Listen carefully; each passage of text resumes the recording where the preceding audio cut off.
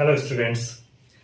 सो आज का टॉपिक है electron displacement in covalent bond. तो electron displacement in covalent bond ये होता क्या है? जब भी कोई रिएक्शन होती है तो ऑर्गेनिक कंपाउंड में जो इलेक्ट्रॉन का डिस्प्लेसमेंट होता है या बॉन्ड का जो डिस्प्लेसमेंट होता है वो डिपेंड करता है कि उस कंपाउंड पर जो अटैच्ड फंक्शनल ग्रुप है उसका बिहेवियर क्या है। उस बिहेवियर पे ये डिपेंड करता है कि उसका इलेक्ट्रॉन डिस्प्लेसमेंट किस तरीके से होगा। तो नॉर्मली 4 तरीके के इलेक्ट्रॉन डिस्प्लेसमेंट होते हैं। 4 तरीके से इलेक्ट्रॉन डिस्प्लेसमेंट होता है और ये 4 इफेक्ट जो है ये 4 इफेक्ट कहलाते हैं। Number 1 inductive effect, inductive effect, inductive effect. ठीक है, पहला क्या है? Inductive effect. दूसरा क्या है? Electromeric effect.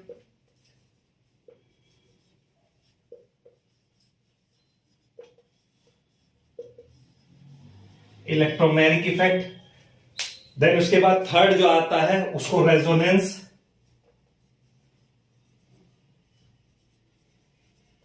रेजोनेंस या मीजोमेरिक इफेक्ट।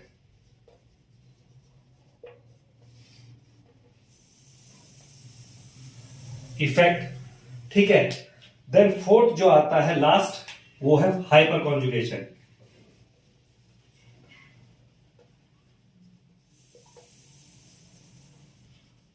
हाइपर कॉन्जुगेशन ठीक है। तो जो इलेक्ट्रॉन डिस्प्लेसमेंट होता है वो नॉर्मली 4 तरह का होता है और 4 टाइप से होता है। और जो इफेक्ट उन ग्रुप्स का होता है, जो अटैच्ड ग्रुप है किसी भी ऑर्गेनिक कंपाउंड में, कार्बन चेन से अटैच्ड ग्रुप है, वो जिस तरह का बिहेवियर शो करते हैं, जिस तरह का इफेक्ट देते हैं, वो इफेक्ट 4 तरीके के होते हैं। उसी के अकॉर्डिंग इलेक्ट्रॉन डिस्प्लेसमेंट होता है। पहला इंडक्टिव इफेक्ट, दूसरा इलेक्ट्रोमेरिक इफेक्ट, तीसरा रेजोनेंस और मीजोमेरिक इफेक्ट और हाइपर कॉन्जुगेशन इज फोर्थ। ठीक है, तो हम इनको 1 बाय 1 लेंगे। सबसे पहले हम क्या लेंगे? Inductive effect. सबसे पहले हम क्या लेंगे? इंडक्टिव इफेक्ट लेंगे। तो इंडक्टिव इफेक्ट को समझने के लिए क्या है कि जब हमारा इंडक्टिव इफेक्ट क्या होता है कि हमारा जो सिग्मा बॉन्डेड ऑर्गेनिक कंपाउंड है, ठीक है, सिग्मा बॉन्डेड ऑर्गेनिक कंपाउंड की कोई भी कार्बन चेन हो या कोई भी साइक्लिक कंपाउंड हो, उस पर किसी कार्बन से अटैच्ड जो फंक्शनल ग्रुप है वो फंक्शनल ग्रुप किस तरह का इफेक्ट शो करता है, वो किस तरह का वहां से आपके कंपाउंड से जिस कार्बन से अटैच है उससे इलेक्ट्रॉन को विड्रॉ कर रहा है कि इलेक्ट्रॉन उसमें दे रहा है, डोनेट कर रहा है उसको इलेक्ट्रॉन, तो उस हिसाब से उसका इफेक्ट आता है। तो जो इसको हम क्या कह सकते हैं इंडक्टिव इफेक्ट में? The process of electron displacement along the saturated carbon chain due to the presence of a polar covalent bond. Due to the presence of a polar covalent bond. इसको ऐसे समझ लीजिए कि जैसे कोई कार्बन चेन है ये हमारी, ठीक है, ये कार्बन चेन है हमारी और यहां पर एक कोई ग्रुप लगा है, जैसे सपोज फॉर एग्जांपल क्लोरीन लगा है, ठीक है। तो आप क्या देख रहे हैं इसमें? क्लोरीन में ये जो है इसकी electronegativity as compare to carbon, इसकी इलेक्ट्रोनेगेटिविटी क्या है? ज्यादा है। ये इलेक्ट्रोनेगेटिव एलिमेंट है, इलेक्ट्रोनेगेटिव एलिमेंट है। और ये कार्बन जो है ये आपका कैसा है? ये कार्बन जो है आपका इलेक्ट्रोपॉजिटिव एलिमेंट है, इलेक्ट्रोपॉजिटिव। तो क्या होगा इसमें? इसमें जो होगा कि जो शिफ्टिंग होगी इलेक्ट्रॉन की वो इसकी तरफ होगी, ठीक है। तो हम इसको कैसे शो करते हैं? इसको हम ऐसे शो कर देते हैं कि भाई ये ऐसे इसकी तरफ शिफ्टिंग होगी और इस पर आ जाएगा डेल्टा नेगेटिव चार्ज और इस पर आ जाएगा स्लाइटली डेल्टा पॉजिटिव चार्ज। तो ये delta negative delta positive charge जो हम दिखाते हैं पार्शियल चार्ज है, क्योंकि जो शेयर्ड पेयर ऑफ इलेक्ट्रॉन है, जो शेयर्ड पेयर है वो किसकी तरफ शिफ्ट हो रहा है? क्लोरीन की तरफ शिफ्ट हो रहा है। और इसका इफेक्ट जो है इस क्लोरीन का इफेक्ट जो है वो 4th कार्बन तक जाता है। कहां तक जाता है? 4th कार्बन तक। तो इस पे भी थोड़ा सा चार्ज आ जाएगा, डेल्टा पॉजिटिव डैश कर दिया, और इस पे भी थोड़ा सा आ जाएगा डेल्टा पॉजिटिव डबल डैश, इस पे भी आ जाएगा डेल्टा पॉजिटिव ट्रिपल डैश, हम कर देते हैं, ठीक है। तो यहां पे जो दिख रहा है कि सबसे ज्यादा इफेक्ट कहां होगा? सबसे ज्यादा इफेक्ट यहां होगा, ठीक है। देन उसके बाद इसके पास होगा इफेक्ट, देन उसके बाद यहां होगा और सबसे कम इफेक्ट जो होगा यहां होगा। फोर्थ कार्बन के बाद ये इफेक्ट हो जाएगा खत्म, नेग्लिजिबल हो जाएगा, नलीफाई हो जाएगा। तो फोर्थ कार्बन तक ये इफेक्ट रहेगा इलेक्ट्रॉन डिस्प्लेसमेंट का किसी भी उसमें। तो यहां पर जो हमें टोटल एक हमारे पास निकल के आया, वो क्या निकल के आया कि जो डेल्टा पॉजिटिव चार्ज है वो कंपैरेटिवली ज्यादा होगा डेल्टा पॉजिटिव डैश से, देन वो ज्यादा होगा डेल्टा पॉजिटिव डबल डैश से, देन वो उससे भी ज्यादा वो ज्यादा होगा डेल्टा पॉजिटिव ट्रिपल डैश। ठीक है, तो सबसे कम कहां होगा ये इफेक्ट? फोर्थ कार्बन पे होगा। फोर्थ कार्बन के बाद ये इफेक्ट खत्म हो जाता है। ठीक है, तो इलेक्ट्रॉन ये क्या है? Electron withdrawing. ऐसे ही क्या होते हैं, कुछ इलेक्ट्रॉन डोनेटिंग ग्रुप भी होते हैं जो इलेक्ट्रॉन को डोनेट करते हैं। ठीक है, तो वहां पर रिवर्स होगा कि उधर से इलेक्ट्रॉन डोनेट हो रहा है तो इस पर डेल्टा नेगेटिव चार्ज हो जाएगा, उस पर और कम, उस पर और कम, उस पर और कम, ऐसे करके चला जाएगा तो डेल्टा नेगेटिव चार्ज हो जाएगा। ये इंडक्टिव इफेक्ट है। इंडक्टिव इफेक्ट समझ में आ गया? ठीक है, तो इसके हिसाब से हमने अब इंडक्टिव इफेक्ट भी दो टाइप का होता है भैया। इस चीज के हिसाब से इंडक्टिव इफेक्ट भी हमारा दो टाइप का हो गया। एक, और इसको इंडक्टिव इफेक्ट को हम डिनोट करते हैं आई से। ठीक है, तो एक माइनस आई इफेक्ट,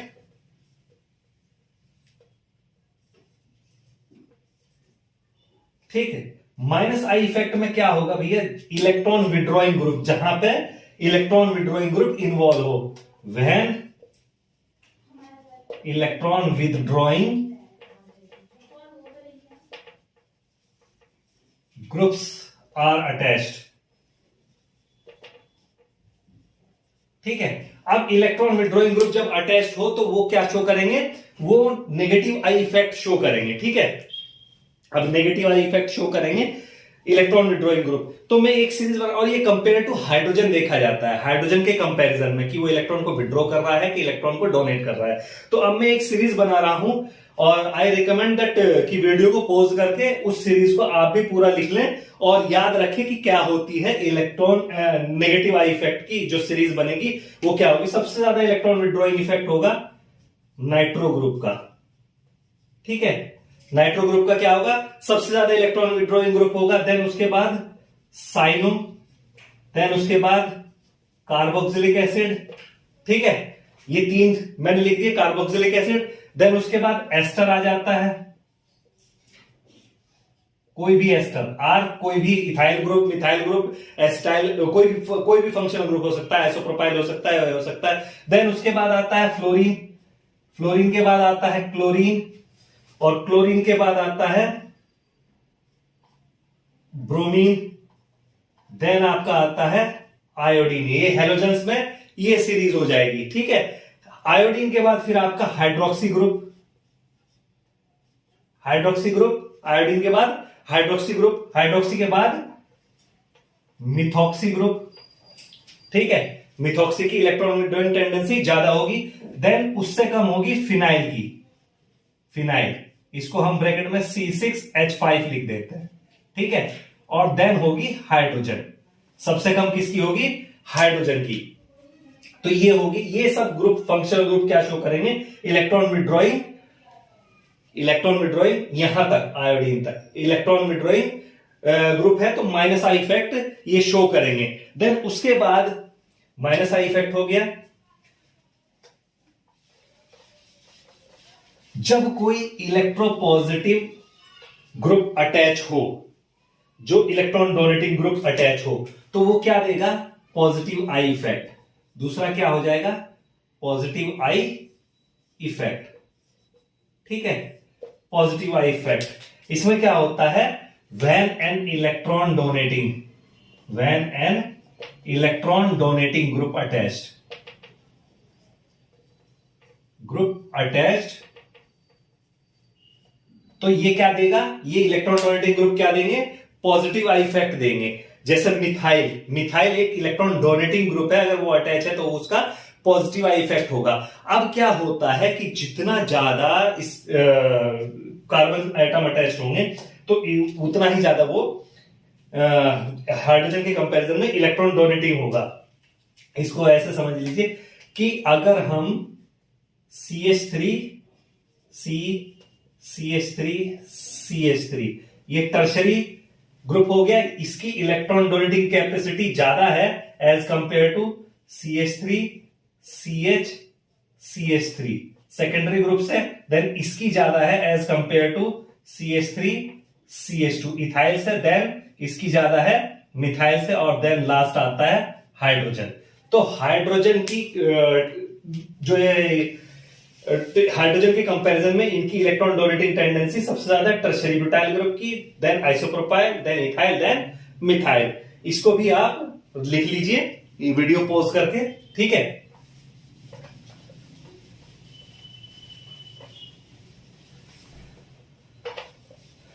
तो हमने क्या बताया कि इलेक्ट्रोमैग्नेटिक इफेक्ट पर जाने से पहले हमने क्या बताया कि इंडक्टिव इफेक्ट कितने टाइप का होता है, दो टाइप का होता है, positive I effect, negative I effect. जब इलेक्ट्रॉन डोनेटिंग ग्रुप अटैच हो तो पॉजिटिव आई इफेक्ट देगा, जब इलेक्ट्रॉन विड्रॉइंग ग्रुप अटैच हो तो नेगेटिव आई इफेक्ट देगा। और दोनों टेबल मैंने बना दी, हाइड्रोजन के रेस्पेक्ट में इलेक्ट्रोनेगेटिव देखते हैं, इलेक्ट्रॉन डोनेटिंग कैपेसिटी और इलेक्ट्रॉन विड्रॉइंग कैपेसिटी हाइड्रोजन के रेस्पेक्ट में हम चेक करते हैं। देन सेकंड हम लेंगे, इसके बाद आता है इलेक्ट्रोमैग्नेटिक इफेक्ट। सेकंड जो हमने लिखा था वो है इलेक्ट्रोमैग्नेटिक इफेक्ट, ठीक है। इलेक्ट्रोमैग्नेटिक इफेक्ट क्या होता है कि जब ये सबसे पहली चीज इंडक्टिव इफेक्ट मैंने क्या बताया था, सिग्मा बॉन्डेड ऑर्गेनिक कंपाउंड में होगा जहां सिग्मा बॉन्ड इन्वॉल्व हो, लेकिन इलेक्ट्रोमैग्नेटिक इफेक्ट जहां पर पाई बॉन्ड इन्वॉल्व हो वहां पर आपको क्या मिलेगा, इलेक्ट्रोमैग्नेटिक इफेक्ट होगा। तो इसमें क्या होता है इलेक्ट्रोमैग्नेटिक इफेक्ट में कि जो शेयर्ड पेयर ऑफ इलेक्ट्रॉन है पाई बॉन्ड का, वो मूवमेंट हो जाता है एक इलेक्ट्रॉन एक एटम से दूसरे एटम की तरफ। तो जनरली ये किस तरफ होता है, इलेक्ट्रोनेगेटिव एटम की तरफ, इलेक्ट्रोपॉजिटिव एटम से इलेक्ट्रोनेगेटिव एटम की तरफ होता है। इंडक्टिव इफेक्ट परमानेंट इफेक्ट है, ठीक है, और इंडक्टिव इफेक्ट टेम्परेरी इफेक्ट है, जब तक मैकेनिज्म हो रही तब तक वो है, अल्टीमेटली वो वापस आएगा और डबल अपना जो अनसैचुरेटेड बॉन्ड है जहां पर था वहीं पर बनेगा। तो इंडक्टिव इफेक्ट ऐसा होता है। टेम्परेरी इफेक्ट है, takes place between two atoms joined by the multiple bond, ठीक है। इसको एग्जांपल से हम समझ लेते हैं कार्बोनिल ग्रुप के, ठीक है। कार्बोनिल ग्रुप के एग्जांपल से हम समझ लेते हैं, जैसे ये कार्बोनिल ग्रुप है, ठीक है। अब अगर इस पर कोई रिएक्शन होनी है तो इसके पास कोई भी अटैकिंग ग्रुप आएगा, जैसे Z कोई अटैकिंग ग्रुप आया है, उसके पास लोन पेयर ऑफ इलेक्ट्रॉन है, ठीक है, और नेगेटिव चार्ज है, यहां पर ये नेगेटिव चार्ज है, ये नेगेटिव चार्ज सपोज यहां पे अटैक किया, ठीक है। तो क्या होगा, इसको बैलेंस करने के लिए यहां पर जाएगा, ठीक है, इसको बैलेंस करने के लिए ये यहां पर जाएगा। तो हमारे पास क्या आ जाएगा, हमारे पास एक स्ट्रक्चर बन जाएगी ये O नेगेटिव और यहां पर पॉजिटिव चार्ज। अब तक क्या हुआ, अटैक नहीं हुआ। देन उसके बाद क्या होगा, फर्दर अटैक होगा, वो सिर्फ इसके कांटेक्ट में आया है, ठीक है। कांटेक्ट में आने के बाद ये हुआ, तो अल्टीमेटली हमें क्या मिला, देन इसका Z का अटैक हो गया, Z का अटैक होने के बाद O नेगेटिव चार्ज और ये Z के साथ एक न्यू बॉन्ड फॉर्मेशन हो गई, ठीक है। तो ये इफेक्ट जो आया, क्योंकि ये इलेक्ट्रोनेगेटिव एटम है तो ये पुल कर लेगा इलेक्ट्रॉन को अपनी तरफ, ये इलेक्ट्रोपॉजिटिव एटम है, इसके ऊपर अटैक हुआ तो ये इसने एक्स्ट्रा इलेक्ट्रॉन को यहां पर पुल कर लिया। तो ये सब क्या, इस इफेक्ट को क्या बोलते हैं हम, इलेक्ट्रोमैग्नेटिक इफेक्ट बोलते हैं। जो इलेक्ट्रॉन है वो इलेक्ट्रोनेगेटिव एटम की तरफ अट्रैक्ट हो जाएगा, ठीक है। और इसको हम डिनोट करते हैं ई से। ये भी क्या किस तरह का होता है, ये भी किस तरह, और इसके लिए जो मैंने बताया कि किसी अटैकिंग रिएजेंट का होना जरूरी है, इंडक्टिव इफेक्ट के लिए किसी अटैकिंग रिएजेंट का होना जरूरी नहीं है, लेकिन यहां पर किसी अटैकिंग रिएजेंट का होना जरूरी है। इसको हम इलेक्ट्रोमैग्नेटिक इफेक्ट को डिनोट करते हैं किससे, ई से हम इसको डिनोट करते हैं, ठीक है। और ये भी दो टाइप का होता है, पॉजिटिव ई यानी पॉजिटिव इलेक्ट्रोमैग्नेटिक इफेक्ट और नेगेटिव ई इलेक्ट्रोमैग्नेटिक इफेक्ट, ठीक है, नेगेटिव इलेक्ट्रोमैग्नेटिक इफेक्ट। तो वो डिपेंड करता है कि आपका अटैकिंग ग्रुप कैसा है, उसके ऊपर ये डिपेंड करता है कि इफेक्ट किस तरह का होगा, ठीक है। जैसे एग्जांपल ये ले लीजिए कि अगर कहीं ये डबल बॉन्डेड ठीक है, ये डबली बॉन्डेड एटम है, ठीक है, और इस पर कोई हाइड्रोजन अटैक करता है, H पॉजिटिव अटैक करता है, तो क्या होगा, ये बॉन्ड यहां माइग्रेट करेगा और यहां से ये इलेक्ट्रॉन को ले लेगा। तो इस तरह का इफेक्ट, अगर पॉजिटिव ये आपका इलेक्ट्रोफाइल जो इलेक्ट्रॉन लविंग ग्रुप है वो अटैक कर रहा है, तो ये क्या शो करेगा, ये शो करेगा आपका, ये पॉजिटिव चार्ज यहां आ जाएगा, ये ऐसा बन जाएगा। तो ये आपका शो क्या करेगा, ये पॉजिटिव ई इफेक्ट, इसको क्या कहेंगे हम, पॉजिटिव इलेक्ट्रोमैरिक इफेक्ट, ठीक है, पॉजिटिव इलेक्ट्रोमैरिक इफेक्ट। लेकिन अगर जो अटैकिंग ग्रुप है, जो अटैकिंग ग्रुप है अगर वो क्या होगा, ठीक है, अटैकिंग ग्रुप है वो क्या हो जाए आपका, वो कोई क्या रहे, इलेक्ट्रोनेगेटिव अटैकिंग ग्रुप रहे, न्यूक्लियोफाइल रहे जो न्यूक्लियस लविंग है। तो उस केस में क्या होगा, उस केस में जैसे मैंने यहां भी एक एग्जांपल आपको लिया, जैसे साइनो का अटैक अगर मैं करा दूं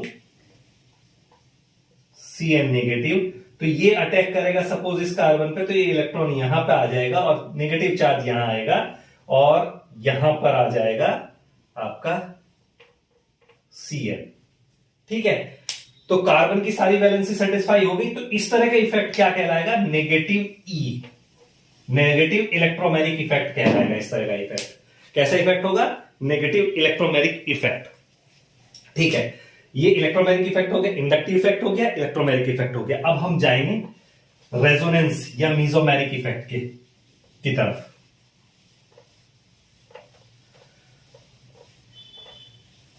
ठीक है, रेजोनेंस या मीजोमैरिक इफेक्ट। नंबर थर्ड, रेजोनेंस या मीजोमैरिक इफेक्ट।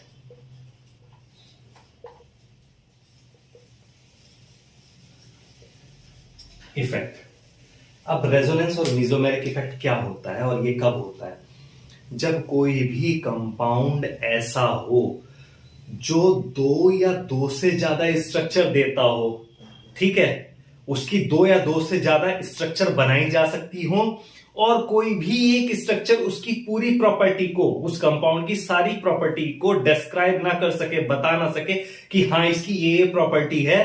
तो ऐसे इफेक्ट जो होते हैं और जो इस दो या दो से ज्यादा स्ट्रक्चर दे और कोई भी एक स्ट्रक्चर पूरी कंप्लीट प्रॉपर्टी को उसकी डिस्क्राइब ना कर सके और इन सब स्ट्रक्चर के बीच में कहीं एक स्ट्रक्चर उसकी एक्चुअल स्ट्रक्चर बनती हो, तो ऐसे कंपाउंड जो है वो रेजोनेटिंग कंपाउंड कहलाते हैं और ये सारी स्ट्रक्चर रेजोनेटिंग स्ट्रक्चर कहलाती है। और जो इनके बीच में एक स्ट्रक्चर बनी जो एक्चुअल कंपाउंड की स्ट्रक्चर जिसको हम कह सकते हैं वो रेजोनेंस हाइब्रिड कहलाती है।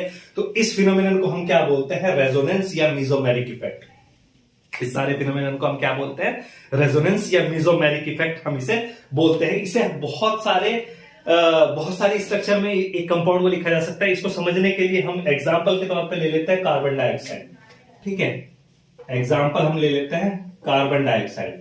तो इसको जो भैया कैसे कैसे लिखा जा सकता है, मैं इसकी स्ट्रक्चर लिख देता हूं। चलिए, मैंने ऑक्सीजन लिख लिया, कार्बन लिख लिया और फिर ऑक्सीजन लिख लिया, ठीक है। अब इस पे कितने कितने लोन पेयर ऑफ इलेक्ट्रॉन हैं, मैं ये बना देता हूं। ऑक्सीजन के 6 इलेक्ट्रॉन,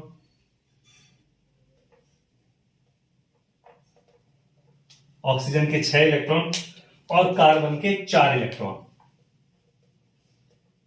ऐसे लिख सकते हैं हम एक स्ट्रक्चर इसकी। ये एक स्ट्रक्चर हो गई कि ये शेयरिंग में बॉन्ड बना रहा है, ठीक है। इसको हम ऐसे भी लिख सकते हैं, इसको हम कैसे लिख सकते हैं, इसको हम ऐसे भी लिख सकते हैं, C double bond O double bond O, ऐसे भी लिख सकते हैं। इसी स्ट्रक्चर को हम कैसे भी लिख सकते हैं, अगर ये बॉन्ड यहां माइग्रेट कर जाए तो CO negative double bond O, और ये क्या हो कि यहां से लोन पेयर जो है, मैं लोन पेयर फिर से बना देता हूं, ठीक है।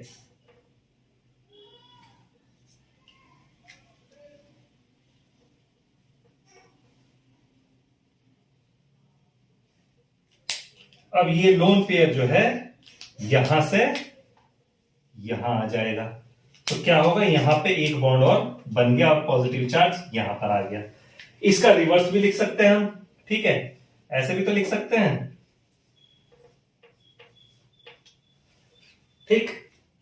तो मेनली ये और ये स्ट्रक्चर तो सेम है, ये वाली और ये वाली का स्ट्रक्चर सेम है, एक दो तीन तीन रेजोनेटिंग स्ट्रक्चर बन गई कार्बन डाइऑक्साइड की। इस तरीके से हम इसे समझ सकते हैं कि रेजोनेंस क्या फिनोमिनन है, ठीक है।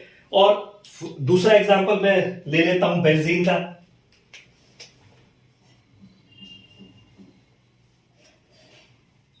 Calculate structure,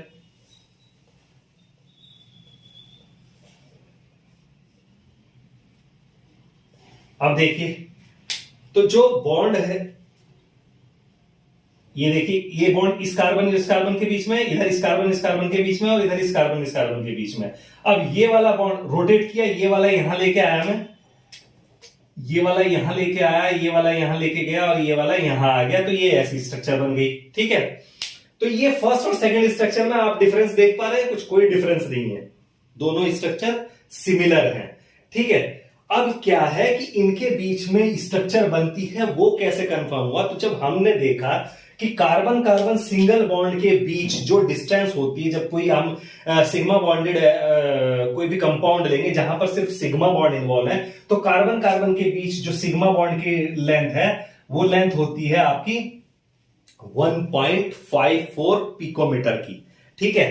carbon carbon bond के बीच जो लेंथ होती है वो कितनी होती है, 1.54 पिकोमीटर की, ठीक है। इसी तरह जहां डबल बॉन्डेड वो होगा सी डबल बॉन्ड सी, तो वो होती है आपकी 1.34 पिकोमीटर की, 1.34 पिकोमीटर की। लेकिन जब बेंजीन की बात हुई तो बेंजीन के जो कार्बन है, कार्बन कार्बन के बॉन्ड के बीच की जो लेंथ आई वो आई 1.39 पिकोमीटर की, यानी कि इस सिंगल बॉन्ड और डबल बॉन्ड के बीच में कहीं। तो इससे हमें पता चला जो रेजोनेटिंग स्ट्रक्चर, जो रेजोनेंस हाइब्रिड है, रेजोनेटिंग हाइब्रिड है, और या एक्चुअल स्ट्रक्चर है कंपाउंड की, वो कहीं लाई करती है इसके और इस सिंगल बॉन्ड और डबल बॉन्ड के बीच की, कहीं इसके बीच में लाई करती है, जिसको हम नॉर्मली ऐसे भी लिख सकते हैं,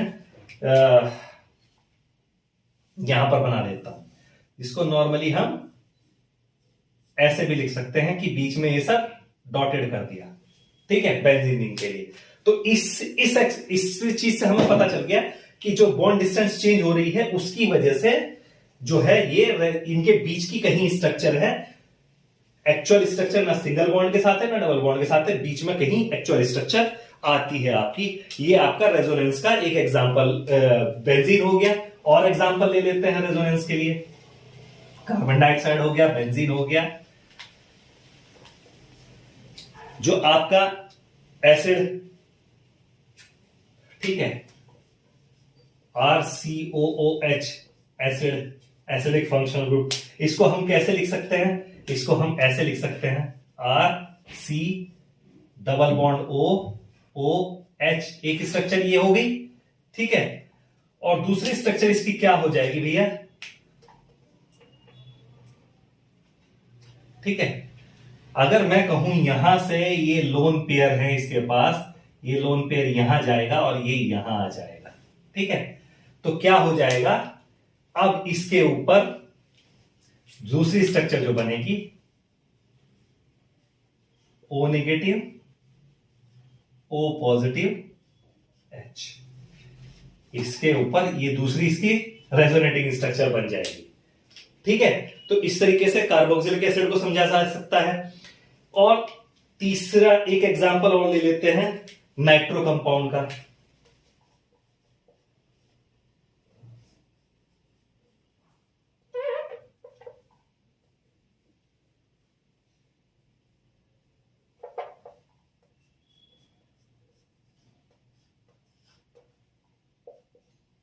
पॉजिटिव, इस तरह एक स्ट्रक्चर होती है।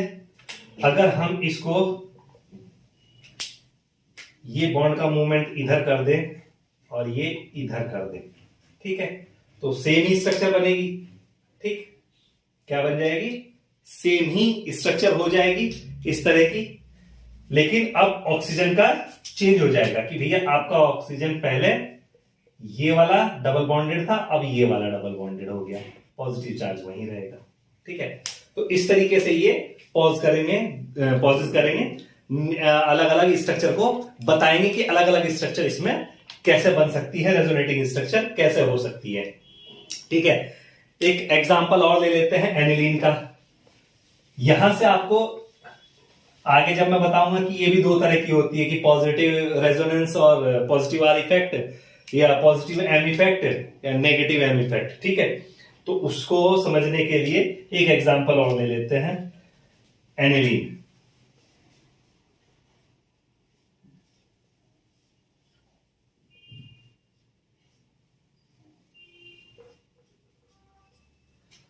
ठीक है, गौर से देखिएगा, ये दो लोन पेयर ऑफ इलेक्ट्रॉन है एनिलीन के पास। ठीक है, एक रेजोनेटिंग स्ट्रक्चर इसकी कैसे बन जाएगी,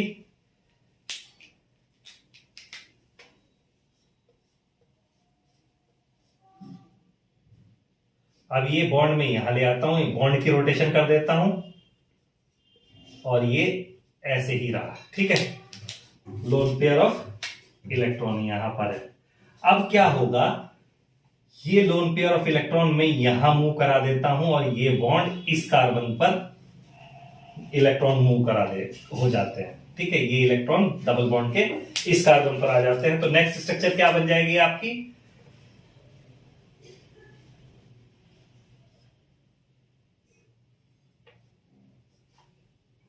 यहां आ जाएगा डबल बॉन्ड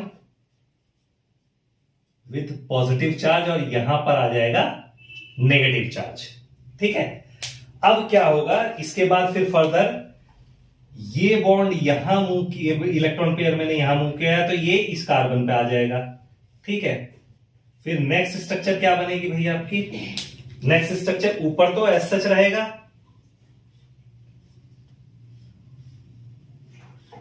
अब यहां पे मूव किया तो ये डबल बॉन्ड यहां आ गया, एक डबल बॉन्ड यहां है और एक डबल बॉन्ड यहां पर है आपका, और नेगेटिव चार्ज अब आ गया यहां पर, नेगेटिव चार्ज कहां आ गया, यहां पर आ गया। अब फर्दर क्या होगा, ये नेगेटिव चार्ज मैंने यहां मूव कराया तो ये डबल बॉन्ड यहां मूव किया।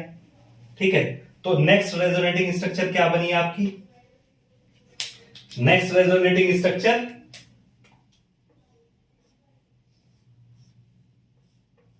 अब ये एक डबल बॉन्ड यहां, एक डबल बॉन्ड यहां और नेगेटिव चार्ज यहां पे आ गया और एक डबल बॉन्ड यहां पर है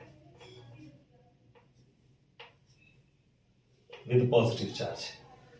अब फर्दर फिर क्या होगा, फिर से ये बॉन्ड यहां मूव करेगा और ये बॉन्ड यहां मूव कर जाएगा और आपकी वापस ये वाली स्ट्रक्चर आ जाएगी।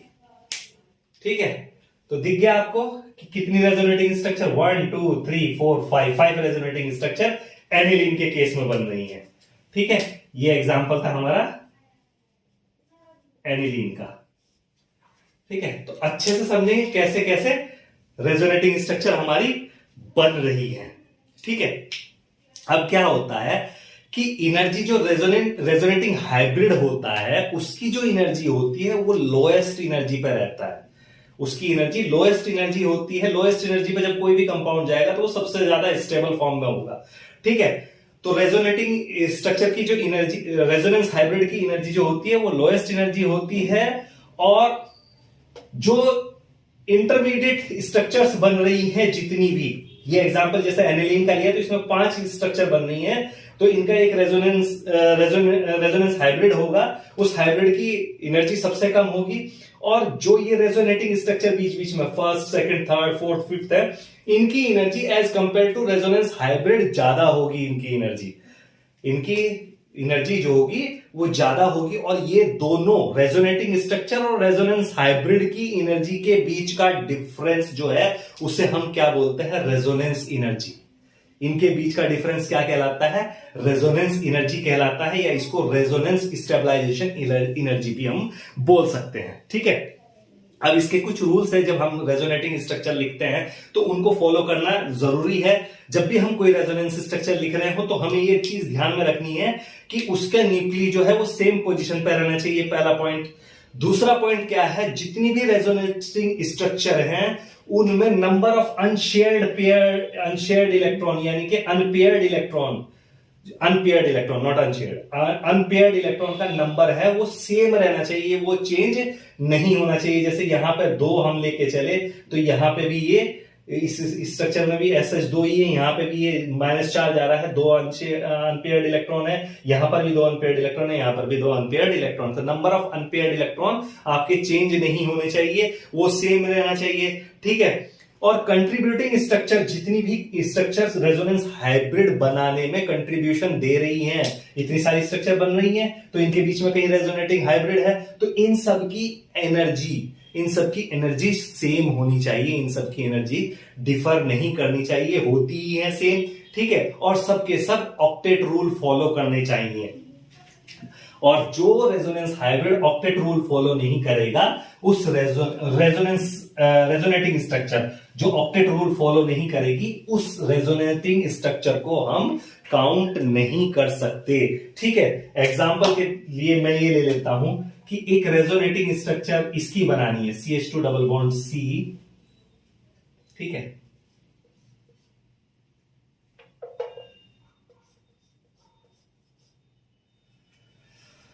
CH2 double bond C H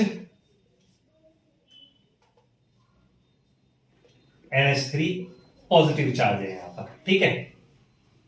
यहां पर क्या है, पॉजिटिव चार्ज है। अब मैं क्या करूं, ये इलेक्ट्रॉन यहां मूवमेंट करा दूं तो पॉजिटिव चार्ज कहां जाना चाहिए, इस पर आ जाना चाहिए। तो भैया अब इसका रेजोनेटिंग, इसकी दूसरी रेजोनेटिंग स्ट्रक्चर बना देते हैं हम, CH2 पॉजिटिव CH, अब डबल बॉन्ड यहां आ जाएगा और NH3, ठीक है। तो यहां पे जो मैं आपको बताना चाहता हूं कि ये स्ट्रक्चर तो करेक्ट है, ये स्ट्रक्चर तो करेक्ट है, लेकिन ये स्ट्रक्चर करेक्ट नहीं है। क्यों करेक्ट नहीं है, आप ये देखिए कि यहां पर नाइट्रोजन का ऑक्टेट देखिए आपके पास कितना है। मैं इसको थोड़ा सा ओपन करके लिख देता हूं, ठीक है। इसको यहां पर समझिए, नाइट्रोजन को यहां पर समझिए कि इधर का पार्ट मैं छोड़ देता हूं, H नाइट्रोजन H, ठीक है, पॉजिटिव चार्ज। तो एक बॉन्ड के अंदर, एक बॉन्ड में 2 इलेक्ट्रॉन इन्वॉल्व होते हैं, तो 2 + 2 + 2 + 2 कितने हो गए टोटल, 8 इलेक्ट्रॉन। तो यहां पर टोटल 8 इलेक्ट्रॉन इन्वॉल्व है नाइट्रोजन की बॉन्डिंग में, तो ऑक्टेट रूल को फॉलो कर रहा है, ठीक है। लेकिन अगर मैं यहां की बात करूं, यहां पर अगर इसकी बात करूं, तो यहां पर क्या होगा, यहां पर मैं लिख देता हूं CH N H H H। अब भैया कितने हो गए टोटल, 2 + 2 4 + 2 6 + 2 8 + 2 10 इलेक्ट्रॉन। तो ये ऑक्टेट रूल को फॉलो नहीं कर रहा है, ये ऑक्टेट रूल को फॉलो नहीं कर रहा है, तो इसलिए ये रेजोनेटिंग स्ट्रक्चर हम इंक्लूड नहीं कर सकते, ये रेजोनेटिंग स्ट्रक्चर नहीं होगी, जबकि ये एक रेजोनेटिंग स्ट्रक्चर है, क्योंकि ये ऑक्टेट रूल को हर जगह, किसी भी एटम पे आप चेक कीजिए, कार्बन पे चेक कीजिए, इधर कार्बन पे चेक कीजिए, सब जगह ये ऑक्टेट रूल फॉलो कर रहा होगा। लेकिन यहां पर सेकंड स्ट्रक्चर में नाइट्रोजन के साथ में ऑक्टेट रूल फॉलो नहीं कर रहा है, इसलिए ये रेजोनेटिंग स्ट्रक्चर नहीं हो सकती, ठीक है।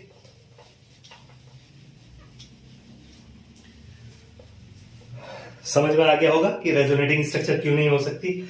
अब क्या है कि रिलेटिव कंट्रीब्यूशन, सब रेजोनेटिंग स्ट्रक्चर का कंट्रीब्यूशन कैसे कैसे होता है रेजोनेंस हाइब्रिड बनाने में, उसके भी कुछ पॉइंट्स हैं। जैसे अगर जो 2 रेजोनेटिंग स्ट्रक्चर इनडिस्टिंग्विश्ड हो, रेजोनेटिंग स्ट्रक्चर है लेकिन इनडिस्टिंग्विश्ड है, हम उनको नहीं बता पा रहे कि क्या डिफरेंस है। जैसे बेंजीन के केस में उनका डिफरेंस बताना डिफिकल्ट है।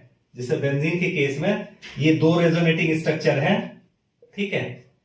अब इन दोनों रेजोनेटिंग स्ट्रक्चर को अगर आप देखो कि दोनों का डिफरेंस बताना बहुत डिफिकल्ट है, नहीं बता सकते हम दोनों में डिफरेंस। सिर्फ बॉन्ड का पाई इलेक्ट्रॉन डिलोकलाइज हो रहे हैं और वो डिफरेंट कार्बन के बीच में बार बार आ जा रहे हैं। तो ऐसी रेजोनेटिंग स्ट्रक्चर जो इनडिस्टिंग्विश है, जिनके बीच डिफरेंस करना डिफिकल्ट है, उनका इक्वल कंट्रीब्यूशन होता है किसी भी रेजोनेंस हाइब्रिड की फॉर्मेशन में, किसी भी रेजोनेंस हाइब्रिड को बनाने में उनका इक्वल कंट्रीब्यूशन रहता है। दूसरी स्ट्रक्चर ऐसी होती है कि वहां पर इक्वल कंट्रीब्यूशन नहीं होता, वो डिस्टिंग्विश हो सकती है, ठीक है। दूसरी स्ट्रक्चर जो डिस्टिंग्विश हो सकती है, वहां पर हम देखते हैं कि सबसे ज्यादा शेयरिंग ऑफ इलेक्ट्रॉन किसके पास है, जो कोवेलेंट बॉन्ड है सबसे ज्यादा किस स्ट्रक्चर के पास है। जिस स्ट्रक्चर में सबसे ज्यादा कोवेलेंट बॉन्ड होंगे वही स्ट्रक्चर आपकी ज्यादा से ज्यादा शेयरिंग करेगी रेजोनेंस हाइब्रिड बनाने के लिए। जैसे example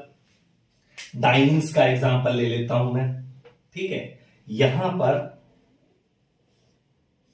CH2 double bond CH single bond CH double bond CH2, ठीक है। एक स्ट्रक्चर ये हो गई आपकी। अब मैं क्या करता हूं, मैं इस डबल बॉन्ड को इधर मूव करा देता हूं, तो ये इधर मूव हो जाएगा। तो क्या होगा, दूसरी स्ट्रक्चर क्या बनेगी, CH2 CH डबल बॉन्ड और CH2, क्योंकि यहां पर क्या आएगा नेगेटिव चार्ज और यहां पर क्या आ जाएगा पॉजिटिव चार्ज, यहां पर नेगेटिव चार्ज। अगर इसका रिवर्स कर लो, इसका रिवर्स कर लो, तीसरी स्ट्रक्चर क्या हो जाएगी, CH2 यहां पर negative charge, CH double bond CH CH2 यहां पर पॉजिटिव चार्ज। अब तीनों स्ट्रक्चर को अगर हम देखेंगे तो मैक्सिमम कोवेलेंट बॉन्ड कितने होंगे भाई, देखो काउंट करो कि यहां पर 2 हाइड्रोजन के साथ में 2 कोवेलेंट बॉन्ड प्लस 2 हो गए 4, इस हाइड्रोजन के साथ 5, इस ये कार्बन कार्बन के बीच 6, इस कार्बन हाइड्रोजन के बीच 7, 7 2 9 और 2 इनके साथ में टोटल कितने कोवेलेंट बॉन्ड हो गए 11। इसी तरह अगर इस स्ट्रक्चर में हम देखें, इस स्ट्रक्चर में टोटल कोवेलेंट बॉन्ड कितने हो जाएंगे, यहां पर देखिए 2 + 1 3 + 1 4 + 2 6 + 1 7 + 1 8 और +2 10 कोवेलेंट बॉन्ड हो गए। इसी तरह अगर इस स्ट्रक्चर के साथ में हम देखेंगे तो यहां भी आपको 10 कोवेलेंट बॉन्ड ही मिलेंगे। तो सबसे ज्यादा कोवेलेंट बॉन्ड कहां पर है, यहां पर। तो सबसे ज्यादा कंट्रीब्यूशन कोई भी रेजोनेंस हाइब्रिड बनाने में किसका होगा, इस स्ट्रक्चर का सबसे ज्यादा कंट्रीब्यूशन हो जाएगा रेजोनेंस हाइब्रिड बनाने के लिए, ठीक है। दूसरा क्या होता है कि इसमें एक चीज और देखिए, यहां इसका सबसे ज्यादा एक पॉइंट और आता है कि जो चार्ज है जो नेगेटिव चार्ज और पॉजिटिव चार्ज, अगर उनके बीच का डिफरेंस ज्यादा है, डिफरेंस जितना ज्यादा होगा, यहां देखिए कि यहां पर इलेक्ट्रोपॉजिटिव चार्ज, एक नेगेटिव चार्ज इस टर्मिनल पर है और पॉजिटिव चार्ज इस टर्मिनल पर है, तो डिफरेंस ज्यादा है। तो इलेक्ट्रोपॉजिटिव चार्ज और इलेक्ट्रोनेगेटिव चार्ज के बीच जो गैप अगर वो ज्यादा होगा, उसके बीच में एटम्स ज्यादा होंगे, तो वहां वो उसकी एनर्जी हाई हो जाएगी और वो लेस स्टेबल फॉर्म होगी, और लेस स्टेबल फॉर्म होगी तो उसका कंट्रीब्यूशन लेस होगा। ये भी एक पॉइंट है। तो इसी एग्जांपल में आपके 2 पॉइंट मैंने कवर कर दिए। तीसरा पॉइंट क्या होता है, तीसरा पॉइंट आपका क्या होता है कि जब चार्ज का ट्रांसफर डिलोकलाइजेशन होता है, इलेक्ट्रॉन का डिलोकलाइजेशन होता है एक एटम से दूसरे एटम की तरफ, ठीक है।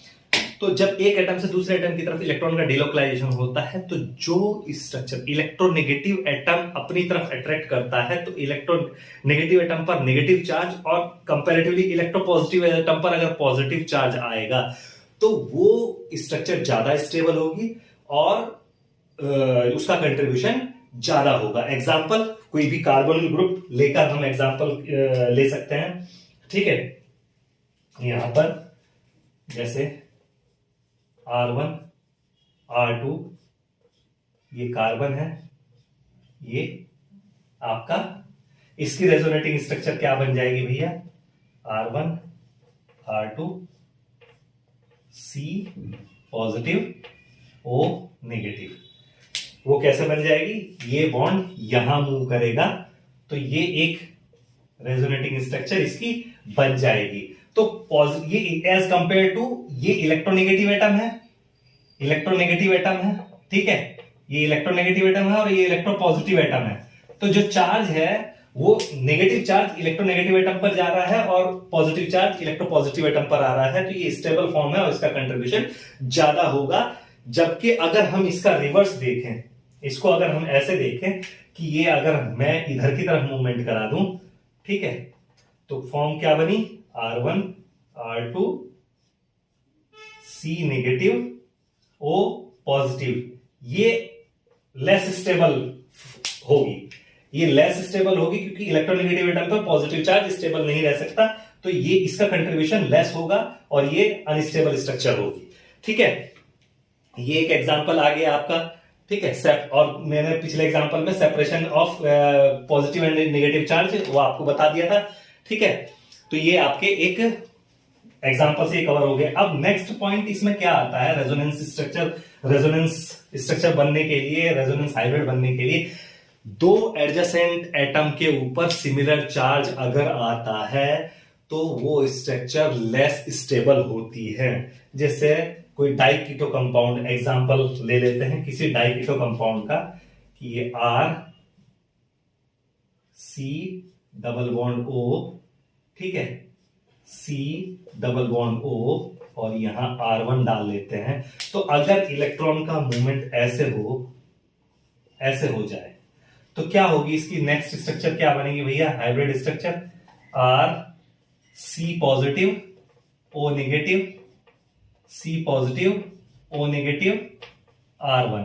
तो आप देख रहे हैं यहां पर कि जो पॉजिटिव चार्ज है, यहां पर ये पॉजिटिव चार्ज है और यहां पर भी पॉजिटिव चार्ज है, दो एडजेसेंट एटम पे सिमिलर चार्ज आ रहा है, तो ये स्ट्रक्चर अनस्टेबल होगी, लेस स्टेबल होगी। इसका कंट्रीब्यूशन भी रेजोनेंस हाइब्रिड बनाने में लेस ही रहेगा, ज्यादा नहीं होगा।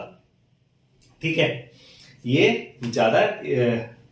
अब नेक्स्ट पॉइंट आता है कि जब भी कोई ऐसी स्ट्रक्चर बने, ठीक है, रेजोनेंस हो रही हो और कोई ऐसी स्ट्रक्चर बने जो कि स्टेबल, रेजोनेंस कंट्रीब्यूशन टुवर्ड्स क्या है, structure in which positive charge में delocalise on to adjacent atom, दो एडजेसेंट एटम पे पॉजिटिव चार्ज डिलोकलाइज हो सके और वो ऑक्टेट रूल को फॉलो कर रहे हो, तो ऐसी स्ट्रक्चर भी क्या होंगी, वो रेजोनेंस हाइब्रिड बनाने में पार्टिसिपेट करती हैं। जैसे एग्जांपल कार्बोक्सिलिक एसिड का ले लीजिए,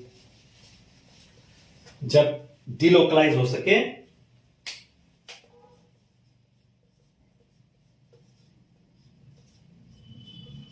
ठीक है, तो ये इसमें क्या हो सकता है, कार्बोक्सिलिक एसिड में, सॉरी, कार्बोक्सिलिक एसिड नहीं,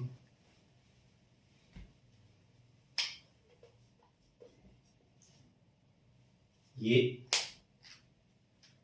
कोई ग्रुप ले लिया, इस पर जो है ये अटैच किया, जो लोन पेयर है वो इसके यहां एल्कोहल है, सेकेंडरी एल्कोहल है, ठीक है, तो इसके लोन पेयर इधर अगर मूव करें, ठीक है, इसके लोन पेयर अगर इधर मूव करें तो क्या होगा, यहां पे डबल बॉन्ड आ जाएगा, ये पॉजिटिव चार्ज है, यहां पर एक पॉजिटिव चार्ज है, ठीक है, तो इसके इलेक्ट्रॉन इधर मूव करेंगे क्योंकि तीन ही वैलेंसी हो रही है, इसको बैलेंस करने के लिए, तो यहां पर जो रेजोनेटिंग स्ट्रक्चर बनेगी वो ऐसे बनेगी, R O H और CH3। अब पॉजिटिव चार्ज कहां आ जाएगा, यहां आ जाएगा, तो ये डिलोकलाइज हो रहा है, यहां पर पॉजिटिव चार्ज है, ये डिलोकलाइज हो रहा है, पॉजिटिव चार्ज यहां आ गया, यहां पर बैलेंस हो गया, तो ये पॉजिटिव चार्ज जो है वो इस कार्बन पर और ऑक्सीजन पर डिलोकलाइज हो सकता है। तो ऐसी स्ट्रक्चर भी रेजोनेंस हाइब्रिड होती हैं, ऐसी स्ट्रक्चर भी क्या होती है, रेजोनेंस हाइब्रिड होती है।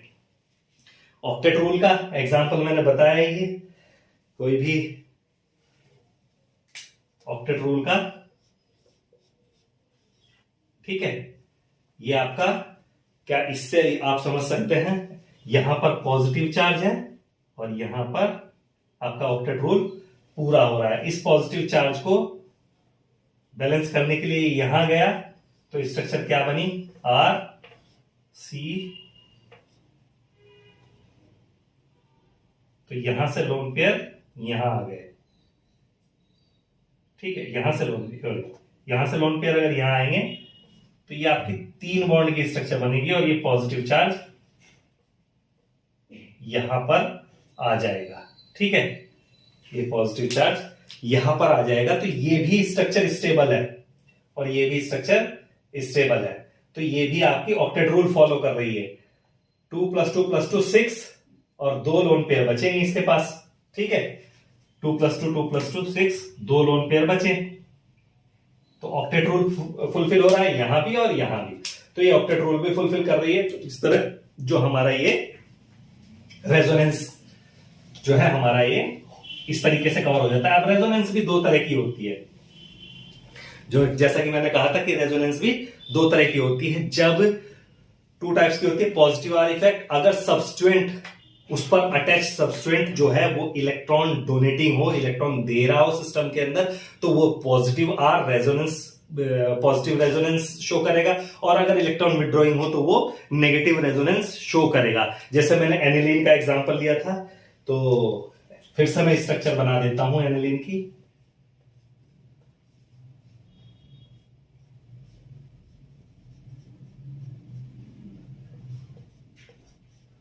सारी स्ट्रक्चर फिर से मैं बना देता हूं।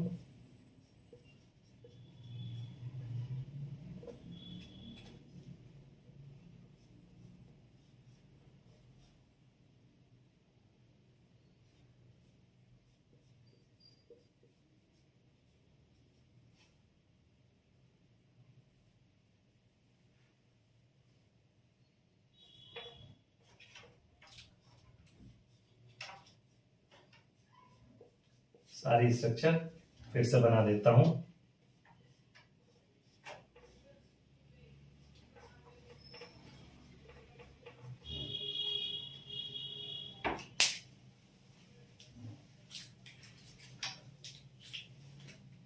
यहां पर लोन पेयर ऑफ इलेक्ट्रॉन है, यहां पर भी लोन पेयर ऑफ इलेक्ट्रॉन है, यहां पर नेगेटिव चार्ज, यहां पर पॉजिटिव चार्ज, यहां पर नेगेटिव चार्ज, यहां पॉजिटिव चार्ज, यहां पर नेगेटिव चार्ज, यहां पॉजिटिव चार्ज। और ये स्ट्रक्चर इस तरह रेजोनेंस हो के आपकी ये रेजोनेटिंग स्ट्रक्चर बन जाती है, 5 रेजोनेटिंग स्ट्रक्चर। ठीक है,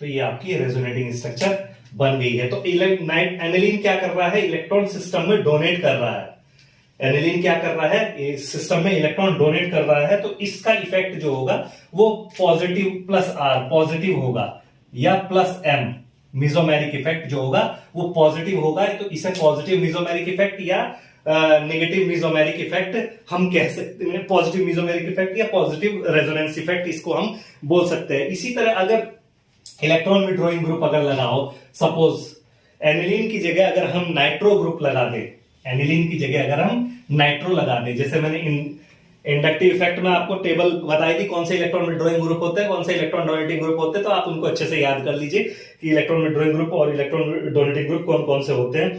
तो अगर हम एग्जाम्पल लें नाइट्रो एनिलीन का, तो नाइट्रो एनिलीन में क्या होगा कि मैं सारी स्ट्रक्चर बना देता हूं।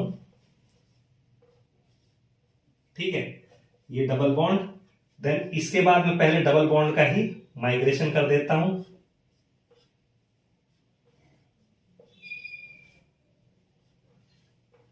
ये यहां पर है, तो ये इलेक्ट्रॉन विड्रॉइंग है। इलेक्ट्रॉन विड्रॉइंग में क्या होगा कि इलेक्ट्रॉन विड्रॉइंग में अब ये इलेक्ट्रॉन इधर पुल करेगा। ठीक है, तो यहां पर पॉजिटिव पॉजिटिव, तो क्या होगा जब ये इलेक्ट्रॉन को इधर पुल करेगा तो नेक्स्ट स्ट्रक्चर क्या बनेगी,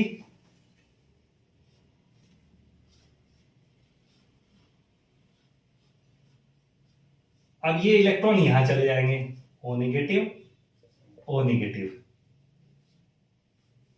तो पॉजिटिव चार्ज यहां पर आ जाएगा। ठीक है, इसी तरीके से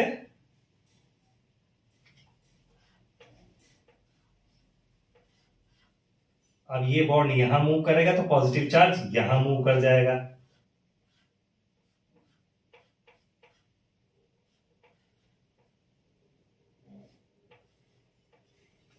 ठीक है, देन इसके बाद क्या होगा, अब ये बॉन्ड फर्दर यहां मूव करेगा तो पॉजिटिव चार्ज यहां मूव कर जाएगा।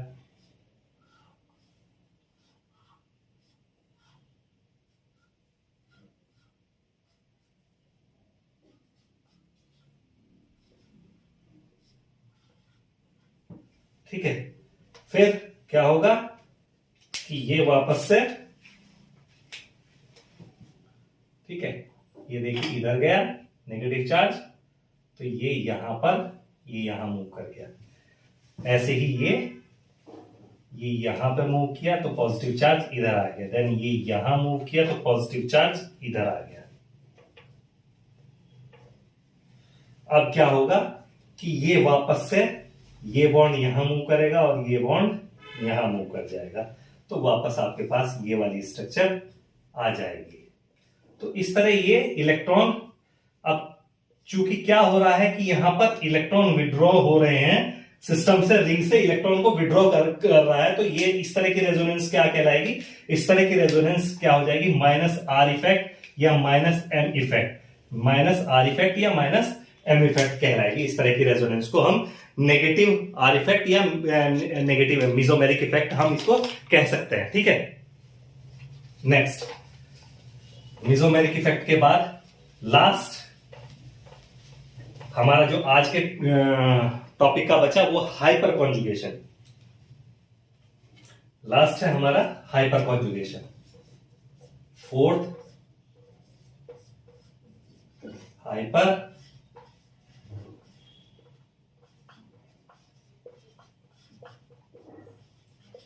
कॉन्जुगेशन।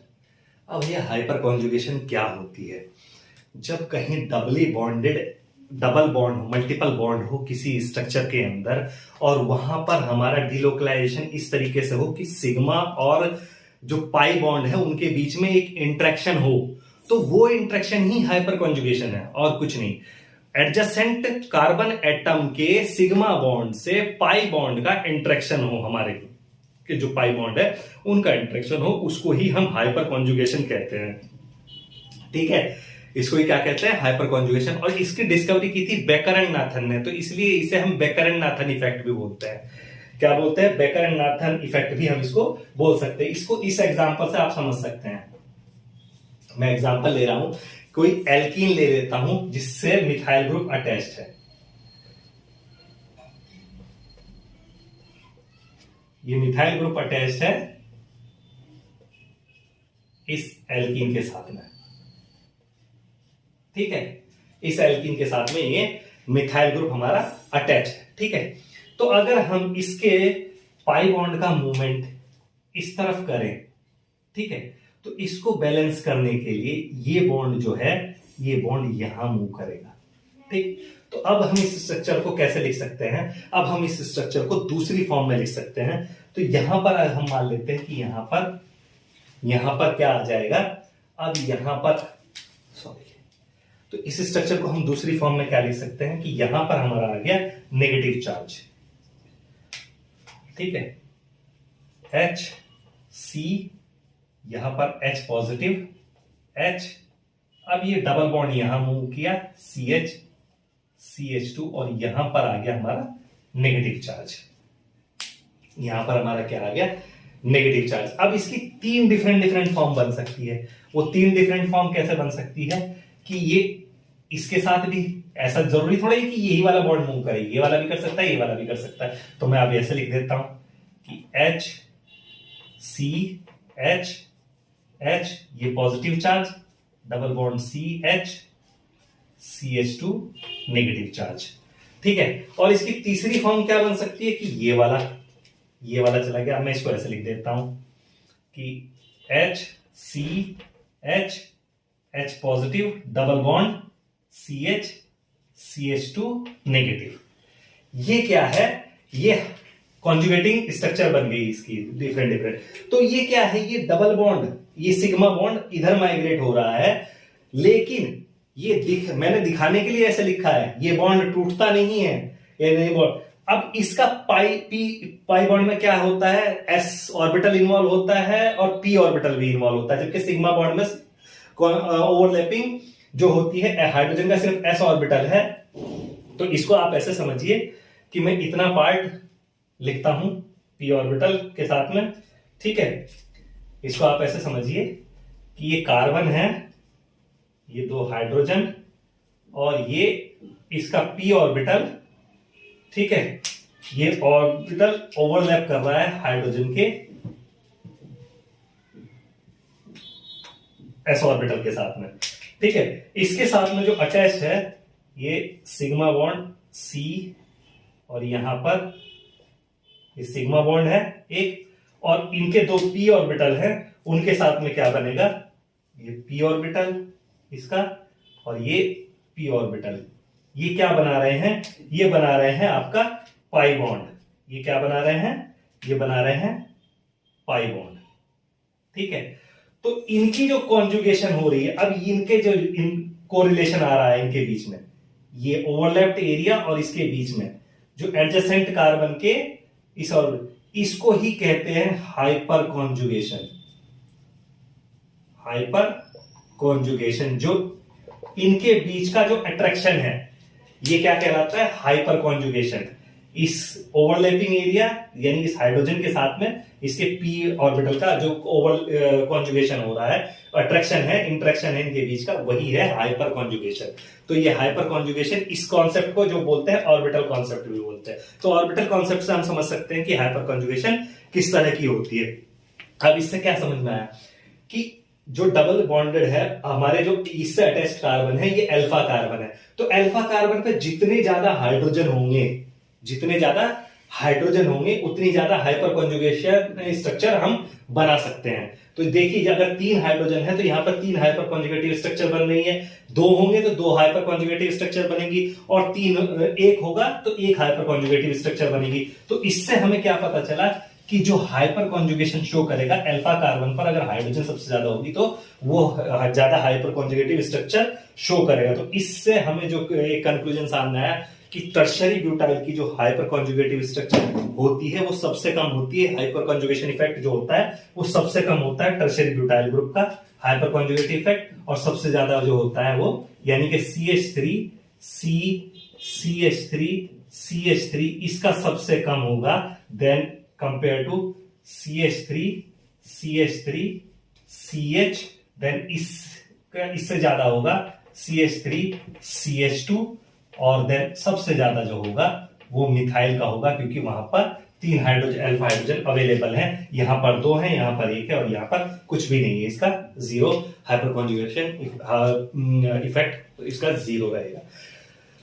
तो आज के टॉपिक में हमने जो कवर किया electron displacement in covalent bond. किसी भी ऑर्गेनिक कंपाउंड की रिएक्शन मैकेनिज्म में जो इलेक्ट्रॉन का मूवमेंट होता है वो किस तरीके से होता है और किस किस इफेक्ट, कौन कौन से इफेक्ट उस पर काम करते हैं। तो हमने 4 चीजें उसमें कवर की, inductive effect first, second electromeric effect, third resonance या मेसोमेरिक इफेक्ट, एंड फोर्थ जो हाइपर कॉन्जुगेशन हमने कवर किया। तो आज के टॉपिक को हम यहीं तक रखते हैं। होप कि आपको वीडियो पसंद आया होगा। अगर आपको वीडियो पसंद आया है तो वीडियो को लाइक करें, शेयर करें और चैनल को सब्सक्राइब करें।